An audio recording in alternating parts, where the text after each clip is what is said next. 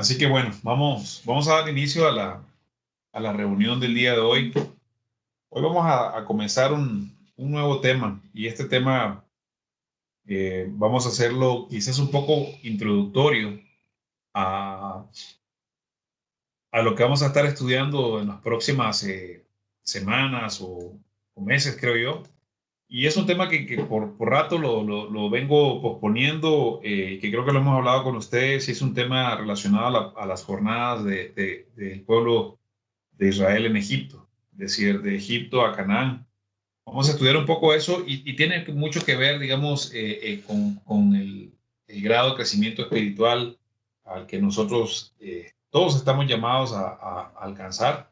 Y vamos a ver a través de los ejemplos que la misma Biblia nos pone en muchísimas partes, a través, por ejemplo, del tabernáculo de Moisés, por supuesto, del mismo Salmo 23, de la jornada de Egipto a Canaán, en muchísimas partes de la Biblia, tanto en el Antiguo como en el Nuevo Testamento, nosotros vamos viendo cómo el Señor Jesucristo nos va dejando nosotros ese mapa o esa guía para que nosotros vayamos logrando alcanzar ese llamado al que todos estamos, valga la redundancia, llamados, ¿no? A alcanzar. La Biblia dice que hasta que todos lleguemos a la estatura de Cristo, a la estatura del varón perfecto, estamos nosotros, digamos, llamados a lograr alcanzar esa meta, ¿no? Así que eso es lo que vamos a estar trabajando y vamos a estar estudiando en la noche de hoy. Hoy el tema que vamos a introducir es acerca de la salvación, pero realmente yo me excusé un poco en tocar el tema porque no vamos a ver la salvación en sí, aunque la vamos a repasar, pero vamos a ver cómo la salvación realmente constituye un verdadero milagro, un milagro doble o triple, si queremos verlo desde cualquier perspectiva. Y quisiera un poco tratar de hablar de esa parte, ¿no? Que es importante. Eh, y la pregunta que quiero comenzar haciendo es, para que participemos todos, es tratar de entender lo que nosotros pensamos o definimos como un milagro y por qué podríamos decir que la salvación es un verdadero milagro. No sé quién se anima a participar y comentarnos. Don Gamaliel.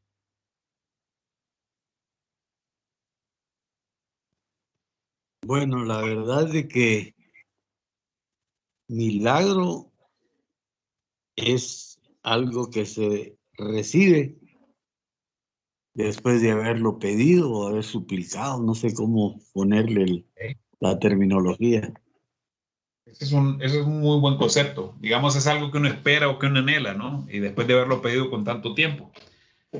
Pero Sí, realmente, cuando nosotros lo ponemos a pensar desde la perspectiva de la salvación, ¿por qué podríamos decir que la salvación es un milagro?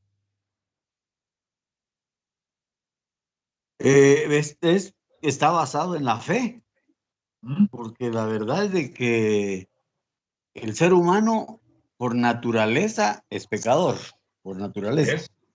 Pero después de haber oído la palabra de Dios, de haber entendido lo que sucedió en la antigüedad a base de lo que la Biblia nos menciona, porque, por ejemplo, para nosotros, como dijo Tomás, ¿verdad? Hay que ver para creer, Ujú. pero que un cojo o un paralítico se levante y empiece a caminar, ese es un verdadero milagro.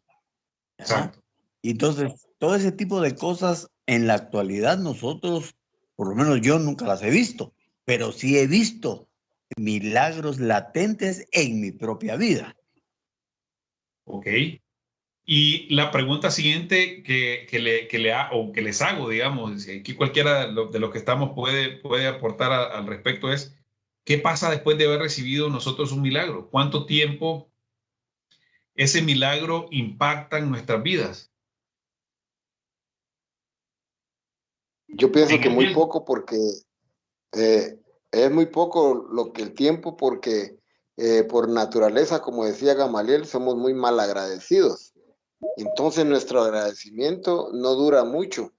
y se nos olvida el milagro que ha hecho Dios con nosotros, de cualquier índole, ya sea económico, de salud, etcétera. Entonces, por malagradecimiento que tenemos hacia Dios, por todos los milagros que nos hace, e incluso aquellos milagros que no nos damos cuenta, porque hay miles de miles a diario de milagros que no nos damos cuenta. Entonces, algunos que sí nos damos cuenta, el agradecimiento nos dura muy poco, se nos olvida. Entonces, Exactamente. ese es el problema. Exactamente, y es que justamente de eso, esa es un poco la reflexión a la que quiero que nosotros todos lleguemos y vayamos entendiendo un poco cómo es nuestra vida diaria con el Señor y cómo nosotros, de alguna manera, las cosas que Dios hace por nosotros, como por ejemplo, uno de los mayores milagros que nosotros podemos recibir es justamente, o los mayores regalos, definitivamente es la salvación, porque la Biblia dice que la paga del pecado es muerte, ¿sí? Más la dádiva de Dios es vida eterna en Cristo Jesús. Y a lo que nosotros nos da el Señor Jesucristo justamente es esa vida que todos nosotros andamos anhelando en nuestro ser y creo yo que nosotros la pedimos o nuestro espíritu la pide mucho más allá inclusive que nosotros mismos lo estemos pidiendo en muchos de los casos. No hablo que sea así en todos los casos, pero en muchos de los casos pasa exactamente igual. Y como lo vemos aquí en este slide, dice que el hombre sin Dios es una criatura con una naturaleza torcida. Y es lo que estábamos hablando, lo que hablaba don Gamaliel en relación a cuál es nuestra propia naturaleza. Y dice que es dominada por el pecado en nuestro viejo corazón, que es heredado desde nuestro nacimiento. Y recientemente estuvimos estudiando acerca de ese nuevo corazón y del viejo corazón que hay en nosotros.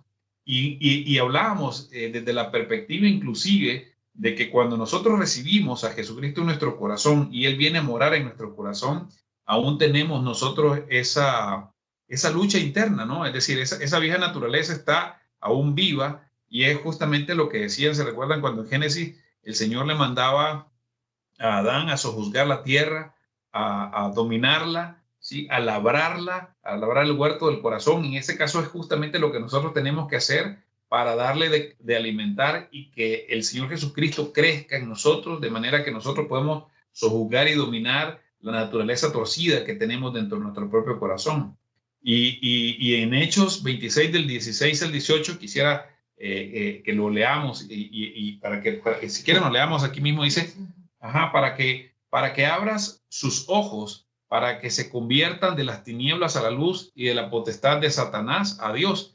Esa es realmente nuestra condición antes de tener a Jesucristo en nuestro corazón. Nosotros estamos muertos, ¿sí? En vida. Y cuando el Señor Jesús llega a nuestro corazón, como decía don Gamaliel, cuando nosotros comenzamos a darnos cuenta de las cosas que Dios ha hecho por nosotros, y las que ha venido haciendo y las que hizo el Señor Jesucristo, y esa necesidad que nosotros tenemos por llenar ese vacío que hay en nuestro corazón, es cuando Dios nos trae de las tinieblas a la luz. Y dice que para que reciban por la fe, como bien nos decía don Gamaliel, que es en mí perdón de pecados y herencia entre los santificados. Eso es lo que decía el Señor Jesucristo en función de qué cosa es realmente recibir nosotros esa salvación.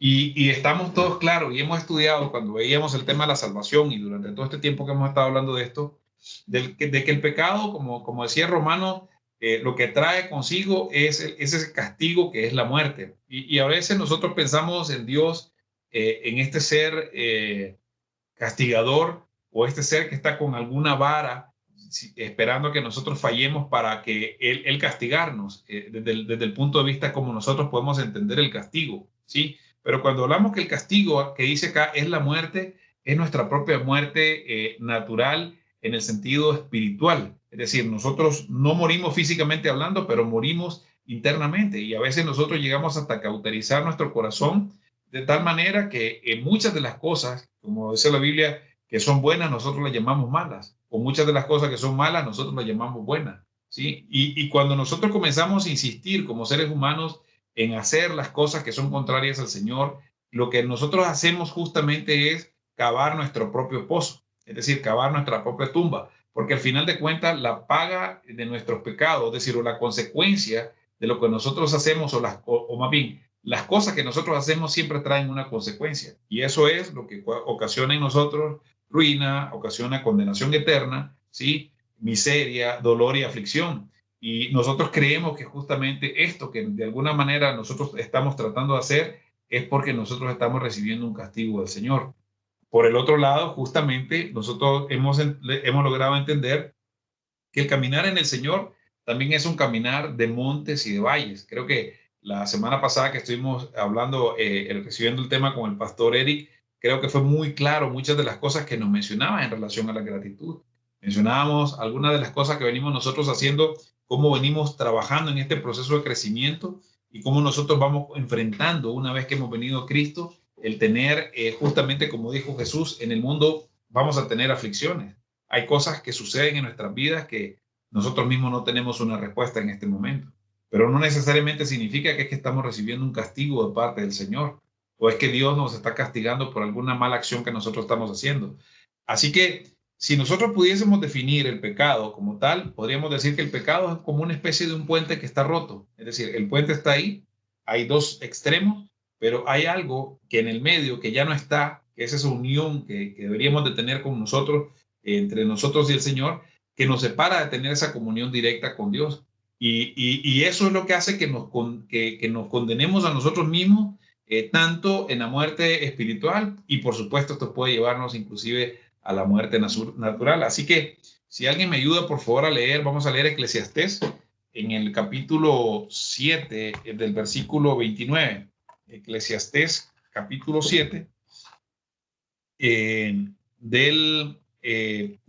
versículo 29 de Eclesiastés. Perdón, el capítulo 7, versículo 19. Por favor, si alguien no tiene, si me ayuda, hermano. Eclesiastés 9. Eclesiastés 7, 29.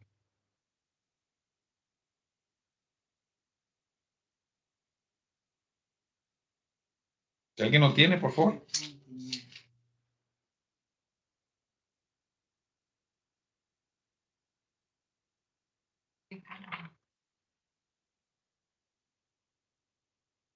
Eclesiastés 7, 29. Ok, por favor, si alguien no tiene. Adelante, Ana, por favor. He aquí solamente esto he hallado, que Dios hizo al hombre recto, pero ellos buscan muchas perversiones. Así es. Si ustedes se fijan, dice específicamente el versículo exactamente eso. O sea, nosotros somos quienes buscamos las perversiones. Y eso lo vimos y lo hemos venido estudiando a lo largo del tiempo que venimos estudiando justamente lo que pasó en el huerto del Edén, cuál fue el deseo en el corazón de Lucifer cuando él se rebeló en contra del Señor. Y ellos justamente dice que fue echado hasta que encontró en él maldad. Y a partir de ahí fue que él destronó digamos, del cielo y de la posición que tenía Lucifer como un ángel, como un querubín protector. Y a partir de entonces él vino y comenzó a contagiarnos de ese mismo espíritu de rebeldía a través de Adán y Eva. Y eso es lo que pasa en nuestras vidas. Obviamente, para eso, y lo hemos nosotros estudiado durante este último tiempo, hemos venido comenzando a entender el sacrificio que hizo el Señor Jesucristo y el proceso en que nosotros llevamos a tener la salvación. Y ese camino está definido primeramente creer, ¿sí? Y para cuando hablamos nosotros creer y definimos la palabra creer es esa convicción de que Dios existe, ¿sí? Dice la palabra, inclusive si nosotros vamos a ver la palabra fe, dice es confianza en Jesucristo para salvación. Ese es justamente lo que es la definición exacta de fe. ¿Sí? Es la convicción de que Él existe, de que Él es santo y que Él es justo, de que Él nos ama y que una de las cosas más importantes, que es algo que a veces nosotros pasamos por alto y es realmente uno de los mayores milagros que nosotros tenemos y que viene acompañado con la salvación, es el hecho de que Él nos va a traer de regreso al Padre. Es decir, no solamente nos va a traer de la muerte espiritual a la luz, sino que a partir de ese momento es cuando comienza ese camino que nos va a llevar a nosotros de regreso al Padre. Vamos a leer, por favor, Hebreos, capítulo 11, versículo 6, para que vayamos entendiendo un poco realmente cuál es ese proceso en el que comenzamos nosotros con la parte de creer en el Señor Jesucristo. Y se recuerdan cuando nosotros venimos y decimos que cuando nosotros confesamos con nuestra boca y creemos en nuestro corazón, es cuando nosotros realmente vamos a ser salvos. Entonces, leamos, por favor, si alguien ya llegó a Hebreos 11, versículo 6.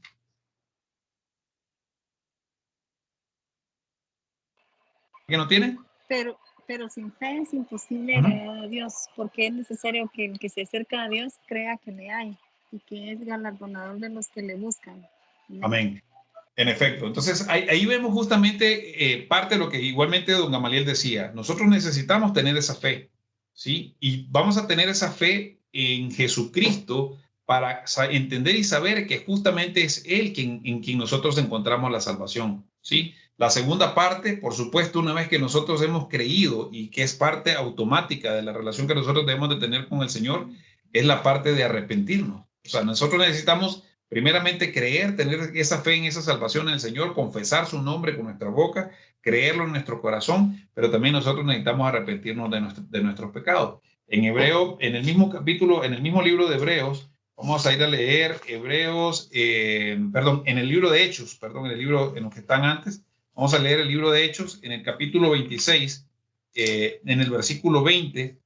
Hay una porción de la palabra que justamente nos va a ayudar a entender nosotros este tema de la parte del arrepentimiento. 26:20, por favor. La sangre de Jesucristo lava nuestros corazones. No, ese no es. No, eso no es. El versículo 16, versículo 20, sí, acá está. Sino que anuncié primeramente a los que están en Damasco y Jerusalén y por toda la tierra de Judea y a los gentiles que se arrepintiesen y se convirtiesen a Dios, haciendo obras dignas de arrepentimiento. En efecto, entonces ahí vemos nosotros cuál es ese segundo proceso donde nosotros lo que justamente buscamos con esto es hacer esas obras dignas de arrepentimiento. Y cuando hablamos de obras dignas de arrepentimiento no estamos hablando específicamente de ir a hacer cosas tal cuales nosotros estamos necesitando hacer, es decir, para cumplir o para lograr obtener algo. Si bien es cierto, de alguna manera lo tenemos que hacer y la parte de la confesión que nosotros tenemos que hacer para alcanzar el arrepentimiento es confesar nuestros pecados, es decir, ponerlos delante del altar para que justamente pidamos que el Señor venga y traiga su sangre sobre eso y que comience a lavar nuestros corazones, que remueva a nosotros esos pecados que nosotros tenemos y justamente lo que Él dice que Él va a comenzar a cancelar nuestra deuda. Y cuando nosotros comenzamos a tener ese arrepentimiento, debe comenzar a tener en nuestro ser un cambio de mente, un cambio de actitud, porque fíjense que la palabra, por ejemplo, arrepentirse es venir en una dirección, pararse y tomar una dirección totalmente contraria a la dirección que nosotros veníamos caminando. Y eso hace que nosotros tengamos un cambio de mindset, un cambio de pensamiento, una forma totalmente diferente en la cual nosotros debemos de comportarnos, pero igualmente nuestra naturaleza todavía está ahí. Es decir, toda la capacidad que nosotros tenemos para poder pecar sigue estando ahí, y por eso es importante que el arrepentimiento sea constante y continuo. Es decir, nunca debemos nosotros de cesar de arrepentirnos. Cuando se recuerdan, por ejemplo, que hay un versículo que siempre nosotros traemos a colación, que está en Apocalipsis, cuando hablamos en el tema de las iglesias, que le decía que yo te reclamo que has perdido este primer amor. Y hay muchísimas interpretaciones relacionadas a la parte del primer amor, porque cuando hablamos del primer amor justamente tiene que ver mucho y muchas de las cosas con las que lo asociamos en ese fuego inicial que Dios nos da cuando nosotros comenzamos a tener ese primer contacto con el Señor Jesucristo. Y vamos a hablar un poquito más adelante en relación a eso. Pero cuando hablamos justamente la parte de que hemos perdido el primer amor es porque cuando nosotros estábamos en esa etapa inicial con el Señor Jesucristo, cualquier cosa que nosotros veníamos y hacíamos y que el Espíritu Santo traía a nuestro corazón esa convicción de pecado, lo primerito que nosotros hacíamos era correr al Señor a decirle, Señor, perdóname, ¿sí? Porque no queremos nosotros de ninguna manera pisotear la sangre del Señor Jesucristo. Pero ¿qué sucede en la medida en que nosotros vamos caminando? ¿Qué sucede en la medida en que nosotros, no vamos caminando como apropiadamente deberíamos de hacer? Nosotros comenzamos a pisotear la sangre y comenzamos a dejar ese primer amor por Jesucristo, ¿sí? En arrepentirnos y en permanecer conectados con Él, y hacemos de algún lado algunos pecados y los vamos tapando y vamos evitando que ese proceso de arrepentimiento venga a nuestra vida. Pero la otra parte que hace falta, digamos, a nivel de nosotros para lograr alcanzar esa salvación, que es básicamente instantánea, es una cosa que sucede, digamos, concatenadamente con la otra, es el tema de la aceptación. Como le decíamos, en Romanos 10:9 dice que si nosotros aceptamos al Señor en nuestro corazón, perdón, hablamos con nuestra boca y lo aceptamos y lo creemos en nuestro corazón, nosotros vamos a ser salvos, ¿sí? Y al aceptar al Señor Jesucristo como nuestro Señor y Salvador, lo que hacemos es que nos volvemos aceptables para el Padre. Ese puente que nosotros habíamos originalmente destruido, comienza el Señor Jesucristo a restaurarlo y comienza a abrir ese camino de regreso al Padre. Pero, ¿qué sucede en nuestro día a día? En vez de tener y comenzar a tener esa confianza en Dios, y que comenzamos nosotros a entender justamente cómo el Señor va obrando en nosotros en cada una de estas maneras, en cómo nosotros vamos comenzando a crecer esa confianza en el Señor, en cómo Dios nos perdona cuando nosotros tenemos ese corazón arrepentido, en cómo nosotros realmente comenzamos a aceptar al Señor, y por aceptar se refiere a recibirlo de una forma voluntaria, de una forma consciente, y tenerlo como algo valioso. Pero la pregunta del millón entonces es, ¿qué sucede después? ¿Qué sucede después que nosotros tenemos esa primera relación inicial con el Señor?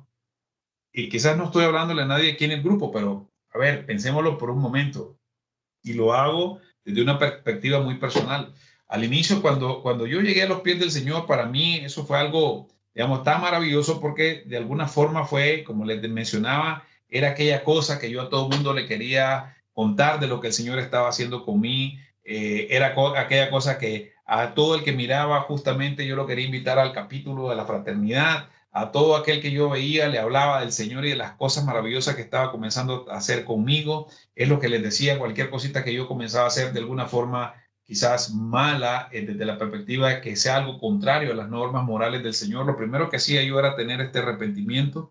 Pero luego comencé a pasar en un momento en el que transicionamos y que comencé quizás yo a no darme, digamos, el chance o la oportunidad de comenzar a crecer en el camino que Dios tenía para mí, y comencé de alguna forma a entibiarme. No sé si les ha pasado a ustedes. Digo, a mí me pasó. Y comencé yo a sentirme un poco frío, comencé a sentirme un poco estancado, y por estancado me refiero a que comencé a retroceder. Aquellas cosas que yo ya había de alguna manera alcanzado y logrado librar, comencé a echar un poquito de pie atrás, comencé a aquellas cosas que son malas, comencé a llamarlas de alguna forma buenas, y comencé a tratar de tener algún tipo de justificación, y comencé a entender, a ver qué pasaba, porque al final uno comienza, y cuando digo uno me refiero a mí mismo, comencé en ese momento a quizás a tratar de entender que ya con la salvación yo ya lo tenía todo, y por lo tanto pues no tenía mayor cosa que hacer. Y es interesante lo que dice en este caso Proverbio 28, 29, 18, dice: sin profecía el pueblo se desenfrena, mas el que guarda la ley es bienaventurado. Y el problema que a veces nosotros comenzamos a enfrentarnos, luego de tener ese maravilloso regalo y ese maravilloso milagro que es la salvación, es que comenzamos a perder la visión. Si se fijan bien, la palabra profecía, aquí la voy a buscar, la palabra dice profecía relacionada a este versículo, que es Proverbio. Voy a buscar aquí a Proverbios 29, versículo 18. Dice específicamente que la definición de la palabra profecía, si ustedes se fijan acá, dice que es vista, dice que es sueño, es una revelación, un oráculo, una profecía, una visión. Y al final, cuando yo no tengo esa visión que el Señor me ha dado a mí cuando ha llegado la salvación a mi vida, y es que yo comience a crecer hasta alcanzar la estatura del varón perfecto, ¿sí? Ese es justamente el plan de Dios para mí. Dice que lo que hace Jesucristo es reconciliarme con el Padre. Y una de las cosas que el Señor Jesucristo hace a través de la salvación es abrirnos y comenzar a mostrarnos el camino que nos va a llevar de regreso al Padre. Y la Biblia dice claramente, cuando yo no tengo esa visión clara de lo que yo quiero alcanzar, cuando yo no tengo esa revelación que yo necesito tener de lo que el Señor debe significar para mí a nivel de mapa, a nivel de camino, a nivel de estatura, a nivel de lo que yo debo alcanzar, lo primero que va a pasar en mi vida es que voy a quedarme estancado. Y voy a comenzar, como dice ahí, la palabra desenfreno. Y miremos rápidamente lo que significa la palabra desenfreno. Fíjense que lo que dicen que significa la palabra desenfreno dice que es aflojar. Entonces, es exactamente mi propia historia. Yo me he reflejado ahí, porque yo comencé a aflojar. Comencé quizás a dejar de leer lo poquito de Biblia que había comenzado a leer. Quizás comencé a dejar de orar de la forma en la que oraba. Dejé de arrepentirme. Entonces comencé a dejar y a perder ese primer amor que el Señor me había dado a mí en ese momento. Dice que es poner, dice disminuir, dice que cesar, dejar, desechar, desenfrenar, desnudar, menospreciar. Y es lo que a veces nosotros hacemos con las cosas del Señor, ¿sí? Comenzamos a tener en nosotros esa actitud de alguna manera donde pasamos de lo sobrenatural, de lo que nos dio a nosotros el tener un milagro, a pasar a algo que lo vemos de alguna manera casi que normal. No sé si en algún momento a ustedes les ha pasado eso a ustedes, pero en el caso particular mío sí me pasó. En Efesios, en el libro de Efesios, en el capítulo 1, si alguien me ayuda, por favor, se lo voy a agradecer. Vamos a ver más o menos también cómo está retratado esto en capítulo 1 del versículo 13 y 14 en el libro de Efesios. Si alguien lo tiene, por favor, se lo voy a agradecer. En él también vosotros, habiendo oído la palabra de verdad, el evangelio de vuestra salvación, y habiendo creído en él, fuisteis sellados con el Espíritu Santo de la promesa, que es las arras de nuestra herencia hasta redención de la posesión adquirida para la alabanza de su gloria. Cuando nosotros comenzamos y vemos esta porción, por ejemplo, que nos dice Pablo en relación a qué cosa es justamente cuando nosotros hemos adquirido y hemos comenzado a pasar de la muerte a la vida, ¿sí? De las tinieblas a la luz, de estar perdidos a ser encontrados, a ser reconciliados.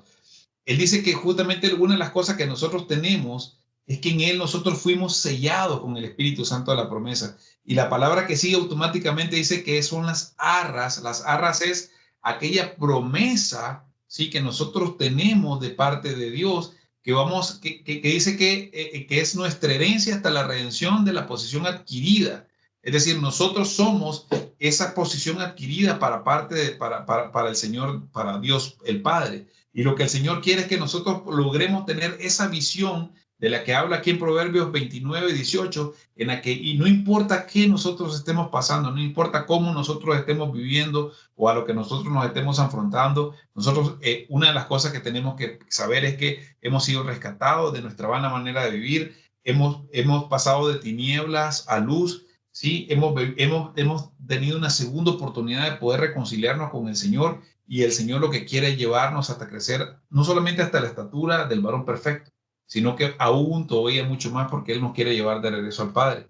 Pero lo que vamos nosotros entendiendo en la medida en que nosotros comenzamos a tener esta experiencia es que vamos a comenzar a llamar las cosas divinas, las vamos a volver comunes, como lo diría el pastor Dante Gebel. Él dice esta frase muchas veces, dice, nosotros llegamos a un momento en que comenzamos a ver las cosas que son sobrenaturales y las vamos viendo como algo común. Y ahí es donde comienza a meterse el peligro de la religión en nuestras vidas. Cuando nosotros comenzamos a hacer aquellas cosas porque sí, y no porque realmente tenemos aquella visión del qué debemos de hacer, para qué nosotros tenemos que entender y por qué nosotros tenemos que hacer tal o cual cosa. ¿Por qué nosotros tenemos que mantenernos enfocados en el Señor? ¿Por qué nosotros tenemos que caminar y crecer y leer nuestra palabra? ¿Por qué debemos de estar en nuestras congregaciones? ¿Por qué nosotros debemos de orar? ¿Por qué nosotros debemos de alabar? ¿Por qué nosotros tenemos que estar en esa sintonía todo el tiempo con el Señor? Pero cuando nosotros caemos en ese ritualismo, en el sentido de tratar de devolvernos de las cosas, digamos, como les decía, divinas, a volvernos a algo que es común, de volver a aquel milagro, que cuando el milagro de nuestra salvación fue algo espectacular, sobrenatural, que queríamos contárselo a todos, y de repente nosotros nos volvimos y comenzamos a echarnos un poco para atrás. Y como dice aquí en Proverbios 27:7, dice, el hombre saciado desprecia el panal de miel, pero al hambriento, todo lo amargo es dulce.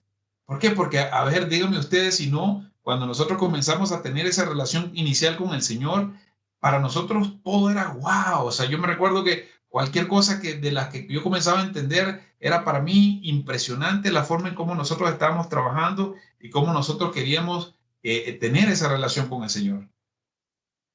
¿Sí? Pero llega un momento en que justamente las cosas divinas nuevamente las comenzamos a ver como cosas comunes. Y hay muchos ejemplos que están plasmados en la Biblia y si quieren vamos a leerlos específicamente. Vamos, si quieren, por favor, vamos a ver el pasaje de Lucas, en Lucas 24, y esta fue a finales del Evangelio de Lucas, en capítulo 24, cuando vimos que el Señor Jesús había resucitado y se le apareció a los discípulos que iban camino a Emaús. En algunos casos, seguramente muchos de ustedes ya habrán leído este pasaje, que está en Lucas 24, del 1 al 32, el 1 en adelante. Si quieren lo voy a leer yo para ir un poco rápido. Dice: en el primer día de la semana, muy de mañana, vinieron al sepulcro trayendo las especies aromáticas que habían preparado y algunas otras mujeres con ellas, y hallaron removida la piedra del sepulcro. Y aquí comienza a tener esa conversación de qué fue lo que sucedió con ellos. Pero más adelante, cuando ahí a las mujeres, sí, se les aparece este ángel y le dice: ¿por qué buscan entre los muertos al que vive? No está aquí, sino que ha resucitado. Y cuando ellos comienzan a ver esta noticia y ellos comienzan a hablar acerca de esto, dice que en el versículo, quiero ver, dice que en el versículo 13 dice que comenzaron en esta otra cena, estaban los discípulos, y dice: he aquí, dos de ellos iban el mismo día a una aldea llamada Emaús, que estaba a 60 estadios de Jerusalén. E iban hablando entre sí de todas aquellas cosas que habían acontecido. Y sucedió que mientras hablaban y discutían entre sí, Jesús mismo se acercó y caminaba con ellos. Mas los ojos de ellos estaban velados para que no le conociesen. Y aquí quiero hacer un pequeño alto. Estamos hablando de los discípulos del Señor Jesucristo. Dice que los ojos de ellos estaban velados para que no le conociesen. ¿Y cuántos de nosotros sabemos que siendo nosotros cristianos tenemos los ojos velados para no ver al Señor Jesucristo? ¿Sí? Y sucedió que mientras hablaban y discutían entre sí, Jesús mismo se acercó y caminaba con ellos. Mas los ojos de ellos estaban velados para que no le conociesen, y les dijo: ¿qué pláticas son estas que tenéis entre vosotros mientras camináis? ¿Y por qué estáis tristes? Respondiendo uno de ellos, que se llamaba Cleofas, le dijo: ¿eres tú el único forastero en Jerusalén que no ha sabido las cosas que en ella han acontecido en estos días? Entonces él les dijo: ¿qué cosas? Y ellos le dijeron: de Jesús Nazareno, que fue varón profeta y poderoso en obra y en palabra delante de Dios y de todo el pueblo, cómo le entregaron los principales sacerdotes y nuestros gobernantes a sentencia de muerte y le crucificaron. Pero nosotros esperábamos, esa era la visión que ellos tenían del propio Jesucristo, pero nosotros esperábamos que él era el que había de redimir a Israel. Y ahora, además de todo esto, hoy es ya el tercer día de que esto ha acontecido, aunque también nos ha asombrado unas mujeres de entre nosotros, las que antes del día fueron al sepulcro, y como no hallaron su cuerpo, vinieron diciendo que también habían visto visiones de ángeles, quienes dijeron que él vive. Y Jesucristo pasó mucha parte del tiempo hablándoles y diciéndoles que él iba a morir y que iba a resucitar. Y fueron algunos de los nuestros al sepulcro y hallaron así como las mujeres habían dicho, pero a él no lo vieron. Entonces él les dijo: oh insensatos y tardos de corazón para creer todo lo que los profetas han dicho. Y aquí vemos cómo nosotros de alguna manera tenemos esta relación, porque llega un momento en el que nosotros comenzamos a perder de vista al Señor Jesucristo y nos volvemos como dijo aquí el Señor Jesucristo en esta porción de Lucas. Y hay otros pasajes en relación a cómo el Señor Jesucristo antes, en el tiempo en el que estuvo con él, le dijo muchísimas cosas. Por ejemplo, en Marcos 7:18 les dijo: también vosotros sois tan faltos de entendimiento, no comprendéis que todo lo que está, de lo que afuera entra al hombre no le puede contaminar, en relación al tema de los alimentos. O en otra vez que le dijo: ¿por qué discutís? ¿No tenéis pan? ¿No comprenden ni entienden? tenéis el corazón endurecido, y son cosas que nos suceden a nosotros siendo ya discípulos del Señor Jesucristo. En otra ocasión, ¿se recuerdan cuando le dijo, oh generación incrédula, ¿hasta cuándo estaré con vosotros? Cuando le dijeron que no podían echar fuera a un endemoniado. ¿Hasta cuándo tendré que soportarles? Dijo el Señor Jesucristo. ¿Por qué razón? Porque de alguna manera nosotros perdemos un poco no, quizás mucho, de vista las cosas divinas y sobrenaturales del Señor, y ese regalo y ese milagro que la salvación nos abre como puerta, y lo que hacemos es que comenzamos a perder el enfoque.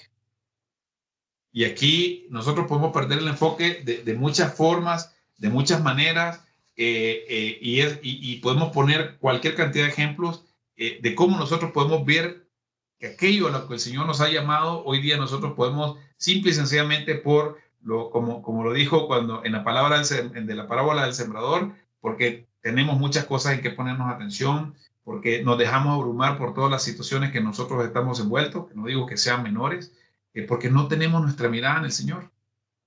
Y el Señor Jesucristo es justamente lo que quiere, y claramente por eso es que no es que Él haya sido una persona tan dura como sí lo era al decirle las verdades, pero lo que quería era de alguna manera hacernos reaccionar.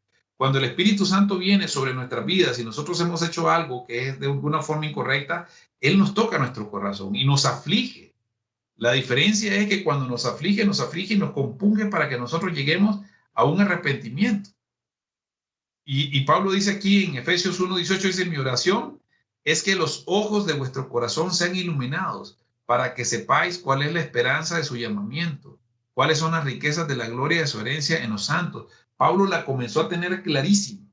Pablo dijo, yo todo lo puedo en Cristo que me fortalece, y eso lo hablaba justamente porque él decía que él había estado acostumbrado a estar en la pobreza, en la escasez, digamos, en abundancia. Dice, todo lo puedo en Cristo que me fortalece, porque él comenzó a estar contento en todo y comenzó a ver más allá de lo que tenía, más allá, digamos, en términos de lo que le esperaba. Él dice que él comenzó y él que tenía sus ojos puestos en la meta. Y la meta no necesariamente solamente era tener la salvación, sino que iba un poco más allá a lo que nosotros todos estamos llamados a hacer. Y esa es justamente una de las cosas que nosotros finalmente no entendemos, o nos cuesta de alguna manera entenderlo muy abiertamente. Pensamos, muchos de nosotros, yo sé que en el caso nuestro no, y por eso es una de las razones por la que les decía que este es un tema introductorio al tema de las jornadas de Israel, porque lo que quiero es de alguna manera nuevamente mostrarles a ustedes cómo cuando nosotros comenzamos a llegar a los pies del Señor, comenzamos como este individuo que está en la fotografía, que está parado frente a una puerta. Pero fíjense que cuando nosotros cruzamos esa puerta, lo que nosotros comenzamos a experimentar con el gozo de la salvación es esa felicidad, ese amor por el Señor Jesucristo que no cabe en nuestro corazón.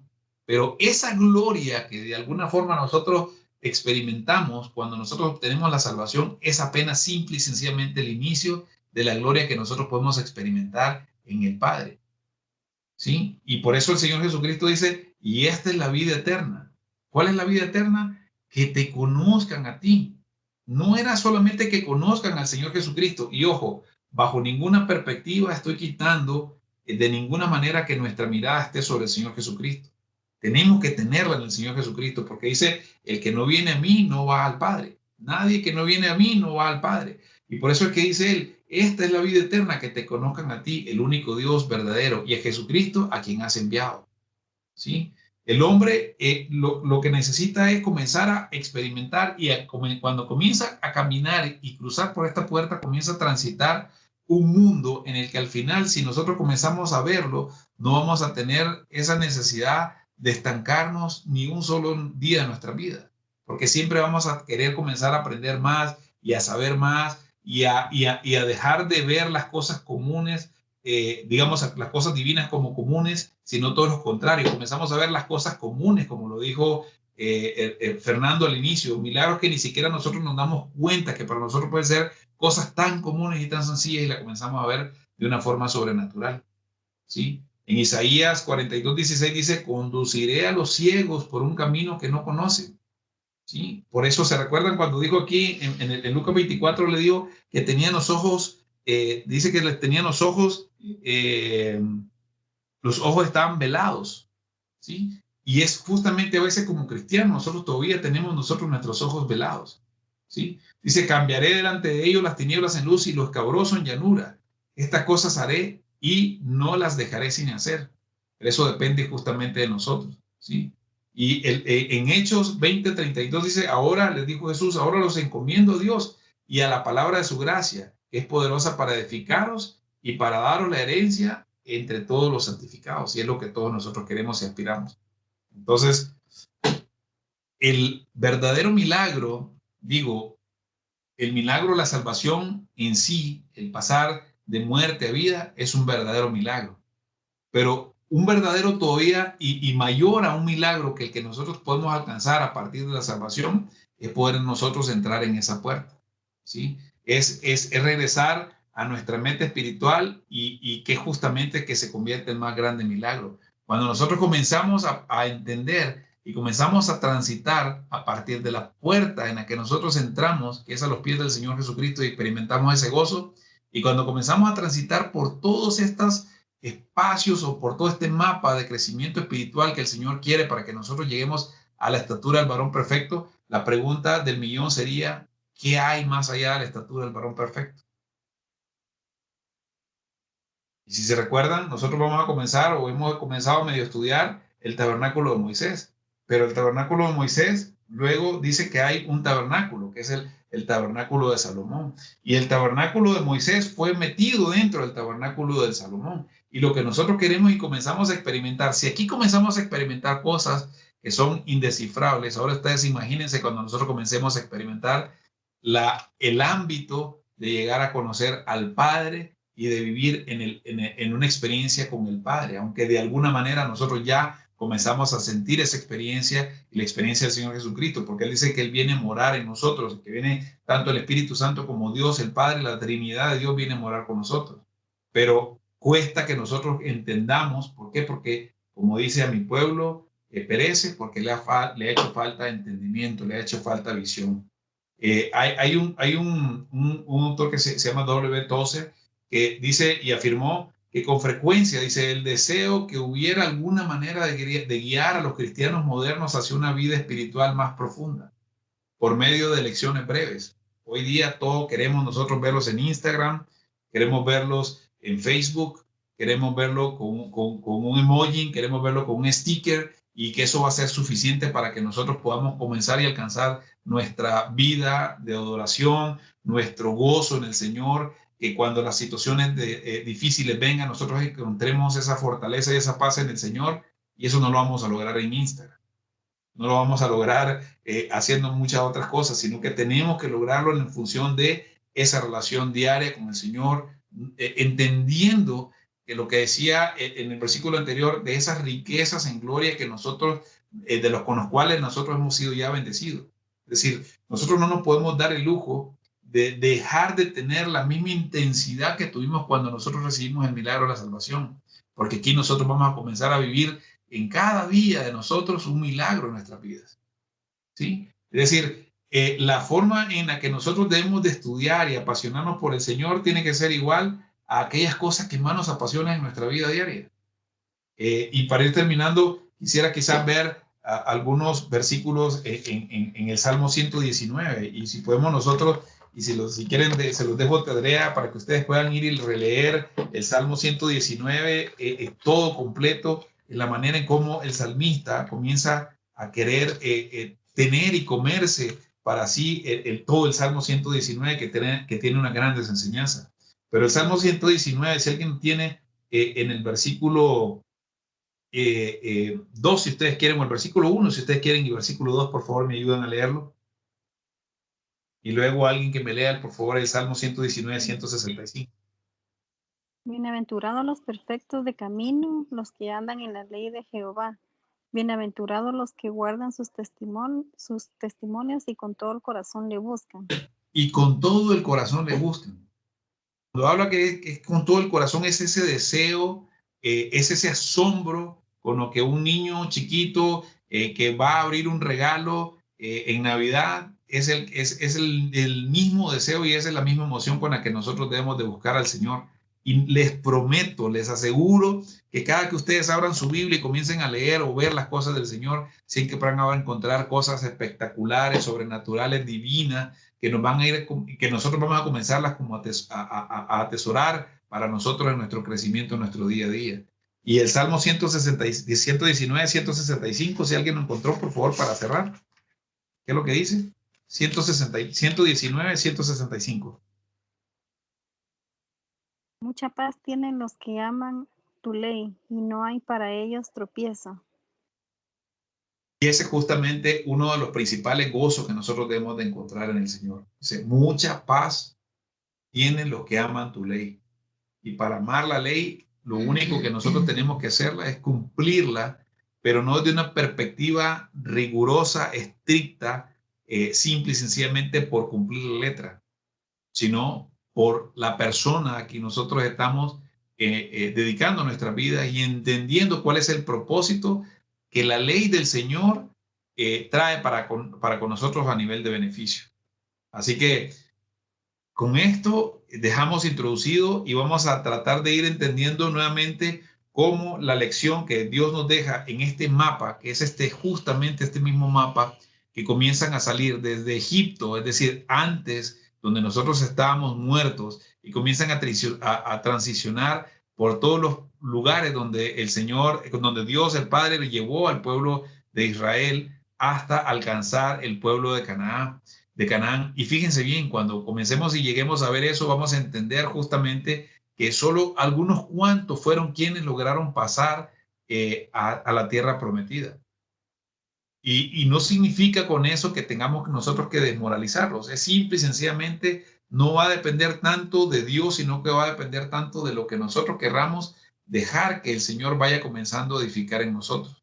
Porque Él va a comenzar a edificar esta misma cruz en nosotros. Simple y sencillamente tenemos que estar dispuestos a seguir caminando y no dejando que el enemigo ponga tropiezo en nuestro corazón con las situaciones del mundo a la que todos los días nos enfrentamos en nuestro día a día. Así que no sé si hay preguntas, comentarios o cualquier cosa que ustedes quieran decir en relación al tema, pero si no lo hay, pues para ir cerrando la sesión del día de hoy.